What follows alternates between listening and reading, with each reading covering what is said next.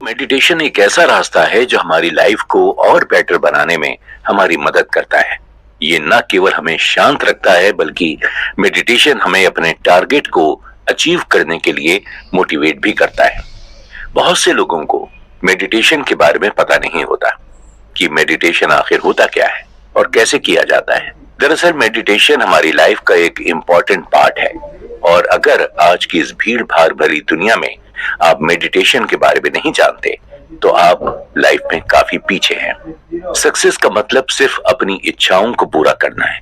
असल में ये भी एक रीजन है जिसकी वजह से लोग लाइफ में सक्सेसफुल नहीं हो पाते हैं। लाइफ में हर एक इच्छा पूरी होने के बाद एक नई इच्छा जन्म लेती है और फिर इंसान उसे अचीव करने में लग जाता है और ये प्रोसेस पूरी जिंदगी चलता रहता है। इस तरह इंसान समझ ही नहीं पाता कि लाइफ का मेन टारगेट क्या है और उसे अपनी जिंदगी से क्या चाहिए। हर एक इंसान के जीवन का एम अलग अलग होता है और वो खुद ही अपनी लाइफ का एम डिसाइड करता है। लेकिन आपने कभी नोटिस किया है कि जो लोग सक्सेसफुल नहीं होते हैं वो अपने एम को ही अपनी विशेष समझ बैठते हैं। इसलिए मेडिटेशन एक ऐसा तरीका है जिससे आप अपनी इच्छाओं को कंट्रोल कर सकते हैं और मन को शांत करके अपने लाइफ के एम को अचीव कर सकते हैं। हर इंसान के अंदर कुछ ऐसी पावर होती है जो उसके पूरे जीवन को बदल कर रख सकती है, लेकिन वो इस भाग दौड़ भरी जिंदगी में खुद के लिए समय ही नहीं निकाल पाता है। खुद को जानने के बजाय इधर उधर की बातों पर फोकस करता है। मेडिटेशन बिल्कुल उसी तरह काम करता है जैसे आप रात को सोने के बाद जब अगली सुबह जागते हैं तो अपने आप को शांत और एनर्जी से भरा हुआ पाते हैं। लेकिन मेडिटेशन का मतलब सोना नहीं है, बल्कि ये एक ऐसी स्टेज है जो आपके सचेत होते हुए आपके दिमाग में चलने वाले थॉट्स को कंट्रोल करने का काम करता है और लाइफ की रियलिटी दिखाता है। ओशो कहते हैं कि मेडिटेशन मानवता के लिए एक वरदान की तरह है, क्योंकि मेडिटेशन से हम उन बीमारियों का भी इलाज कर सकते हैं जिनका इलाज अभी तक पॉसिबल नहीं है। स्टार्टिंग में मेडिटेशन करना थोड़ा मुश्किल होता है, इसलिए इसके लिए आपको डेली प्रैक्टिस की जरूरत होती है। मेडिटेशन वो प्रोसेस है जिसमें आप किसी एक ही मंत्र या फिर वॉइस पर कंसंट्रेट करते हैं और खुद को जानने का प्रयास करते हैं। अब आप सोच रहे होंगे कि खुद को जानने से क्या मतलब है। देखिए, पानी जब शांत होता है तभी उसमें मिली हुई सारी गंदगी नीचे बैठती है। उसी तरह इंसान जब शांत होता है तो उसे खुद की बुराइयां दिखाई देने लगती हैं। एक्चुअली मेडिटेशन आपके अंदर शांति पैदा करता है।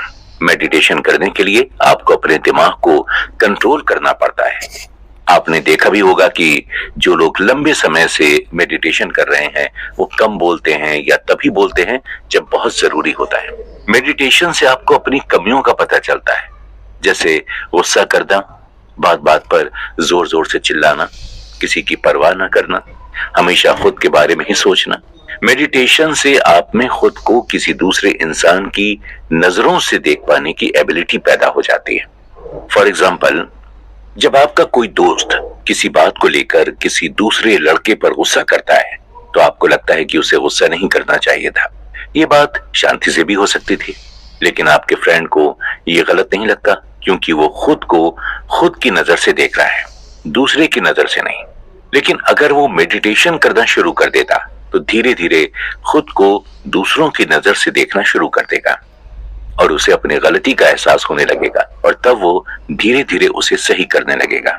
स्वामी विवेकानंद जी ने एक बहुत अच्छी बात कही है कि मेडिटेशन मूर्ख इंसान को भी संत बना सकता है। लेकिन प्रॉब्लम यह है कि मूर्ख इंसान कभी भी मेडिटेशन नहीं करते। वैसे लोग मेडिटेशन नहीं कर पाते हैं जिनका दिमाग उनके कंट्रोल में नहीं रहता है। दिमाग किसी बल्ब की तरह काम नहीं करता जो स्विच ऑन करने पर चालू और स्विच ऑफ करने पर बंद हो जाए। जिस तरह आप टंग को स्वाद लेने से नहीं रोक सकते, अपने दिल को धड़कने से नहीं रोक सकते, नसों में खून को बहने से नहीं रोक सकते, उसी प्रकार आप दिमाग में आने वाले बुरे विचारों को भी नहीं रोक सकते। आप अपने दिमाग में आने वाले विचारों को बैलेंस कर सकते हैं लेकिन रोक नहीं सकते। अगर आप अपने जीवन में कोई टारगेट अचीव करना चाहते हैं तो ये तभी पॉसिबल है जब आपका दिमाग बैलेंस्ड हो और फोकस्ड हो।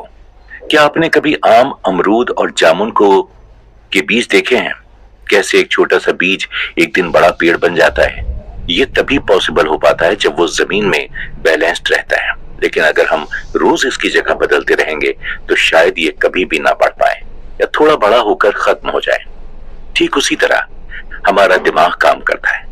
जिंदगी में कोई भी छोटा या बड़ा टारगेट अचीव करने के लिए हमारे दिमाग का बैलेंस्ड होना बहुत जरूरी है।